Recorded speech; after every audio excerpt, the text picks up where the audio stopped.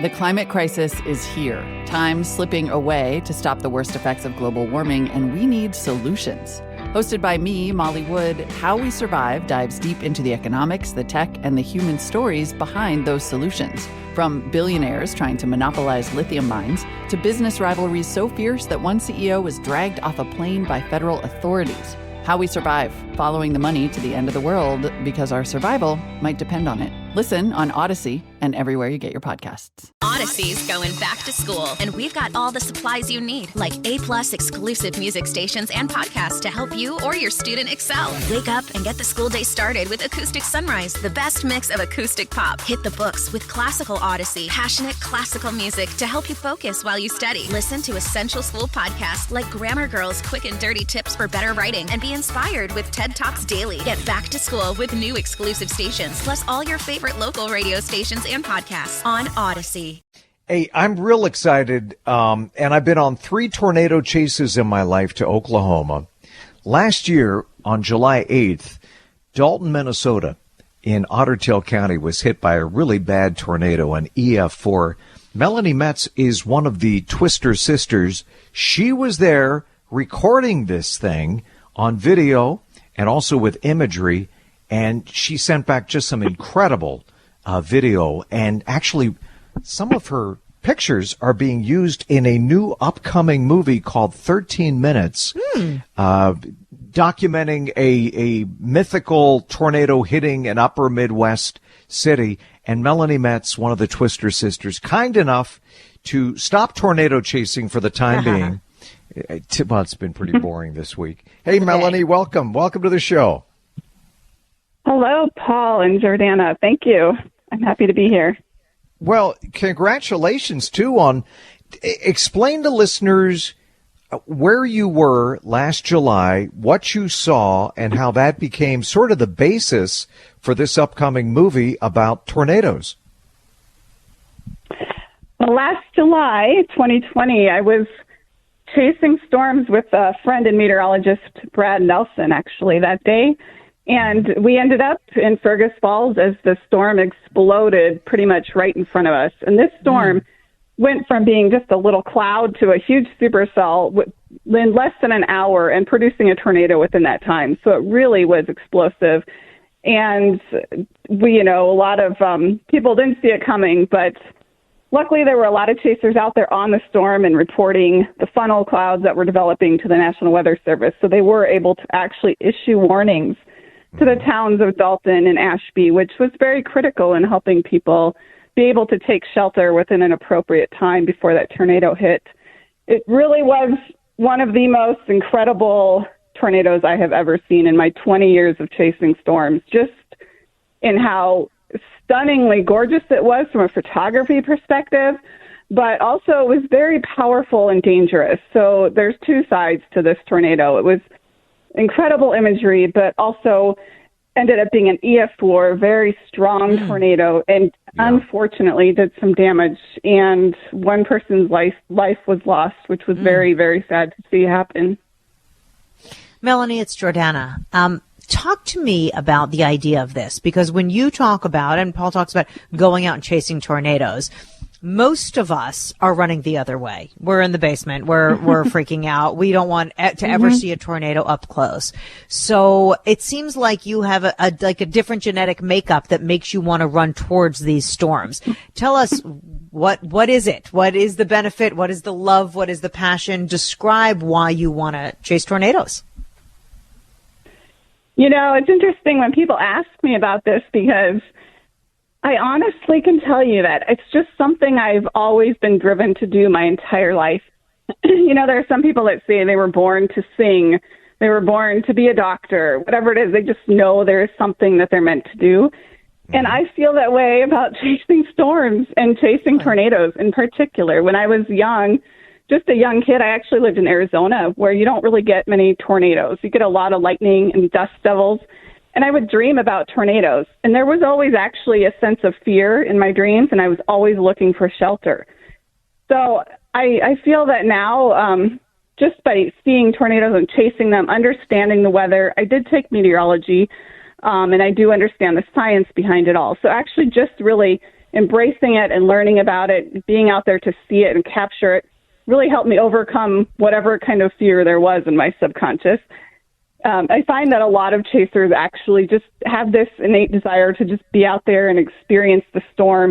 It's really one of the most powerful things that Mother Nature has to show us, really, and it can be quite beautiful, as I've said, and just an incredible experience to be out there and be in. Yeah, I agree. It's the ultimate adrenaline rush, Melanie. The few encounters I had, and nothing like what you've encountered, certainly last year in Dalton with that EF4. And there's also an art form, Jordana, being in the right place at the right time. You look at the data, you look at the maps, you zoom in and say, all right, in a way you're gambling, but it's educated gambling. Here is where we're going to be, where we think we might be able to intercept this tornado at the right time, right place, right time. So there is skill, a certain amount of luck and chance. Melanie, can you talk about the difficulties, though? This whole expression and the article I read talked about the radar hole. There are certain parts. You did not just say radar hole. There are certain parts of the U.S. that are a little more vulnerable because the Doppler radar, due to the curvature of the Earth, it can't detect what's really happening near the ground when you get out beyond 75, 100 miles. Really? So this is something you run into all the time, right? Right. Yeah, of course, storms are going to happen anywhere. And as you said, it takes a lot of skill and constant analysis of the data to really determine where we want to be to target that storm or where it's going to develop. Once the storm does develop, meteorologists back in the office rely on that radar imagery to determine if there's rotation in the storm based on what they're seeing on radar. However, like you said, when it's in a too far away, if that storm is too far away from radar, it will see the upper levels, but not necessarily close enough to the ground to see if there's much low-level rotation on that storm. And low-level rotation on radar is going to indicate that there's a possibility of a tornado. So sometimes the National Weather Service will decide to issue a tornado warning if they think there is enough tight rotation on that storm based on radar. Right. And they will say that's a radar-indicated tornado. So in the case of this Dalton storm, it was in what you've said is a radar hole. It was far away from the radars or between two different radar sites. And so they could see it on radar, but it didn't look that impressive on radar. However, you could definitely see there was some rotation. But those reports from people in the field, like myself and other chasers and storm spotters, were really critical that day for the National Weather Service to be able to know exactly what was happening in those lower levels of that storm. And like I said, that funnel developed really quickly after the storm developed. So I think the National Weather Service was actually a little surprised when they started getting reports so quickly of funnel clouds. And we were like, yep, it's definitely a funnel. There's definitely rotation on this storm. But that, what you do, what Skywarn does, storm spotters, and chasers, not all of them, but many of the chasers, certainly chasers like you who are professional and do it the right way, you provide invaluable ground truth. Doppler is great. Doppler has taken us to the next level, but you need confirmation on the ground that, that rotation that we see on Doppler is in fact producing a funnel, or, the tornado just hit the ground. Now we're getting 3-inch diameter hail. So I appreciate what you do and what all the spotters and chasers do. Tell us briefly about 13 Minutes. When is it coming out? Do you know anything more about this movie? Well, I wish I knew more than we have seen in the trailer. I was not actually part of, the production of the movie, even though my photograph is being used in the cover, which is very exciting. Yeah. So I don't have all the secrets that some other people might have. However, I do know that it is going to be released in theaters on October 29th. And from my understanding, it will be available for video on demand November 19th. This is definitely a movie that I think most people should see in the theater. I know I want to see it in the theater just because of, the sensations of being in this storm that the movie will be about. So as I understand it, 13 Minutes is really about not only what can happen when a tornado hits a town, but also how that town and the community can come together and support each other after disaster like a tornado hitting the town. And 13 minutes is an average time that people have to be able to get to shelter when there's a tornado warning issued. So it is going to follow some different characters in those decisions they have to make and what they have to do to get to safety before the tornado hits. Awesome. Yeah. Can't wait for that to come out. Melanie Metz, thank you so much. One of the Twister sisters. If you're listening, you should follow Melanie on social media. What is your Twitter handle again, Melanie?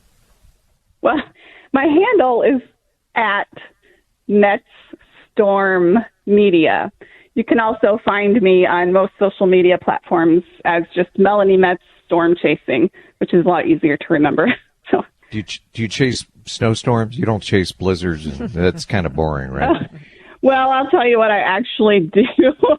I did chase a couple blizzards in Minnesota last year just to get some footage because a lot of networks are looking for that kind of coverage of weather events. Good for you. So I prefer storms than tornadoes, I'll admit, but I have been out on a couple blizzards. Well, God bless, Melanie. Stay safe. Thank you for what you do. Thank you for the amazing footage and your contribution to science. We appreciate you. Thank you, Melanie. Be safe out there. Thank you so much. So does it make you want to go chase with her? That was me nerding out. I know. That's okay. It is a rush. When you chase tornadoes and you see one, unreal. Yeah. I can't imagine. I would honestly not. I'll rather watch it on the TV or on the movie screen when it comes out. It's better to do when you're single, like when you're married with kids, and then you say, maybe my wife would not approve, my husband would not approve. Keeping up with the flood of news every single day can be quite stressful. There is climate change happening. There's the pandemic, labor movements, Nicki Minaj's cousin's friend. Hi, I am Gideon Resnick, host of Crooked Media's What a Day.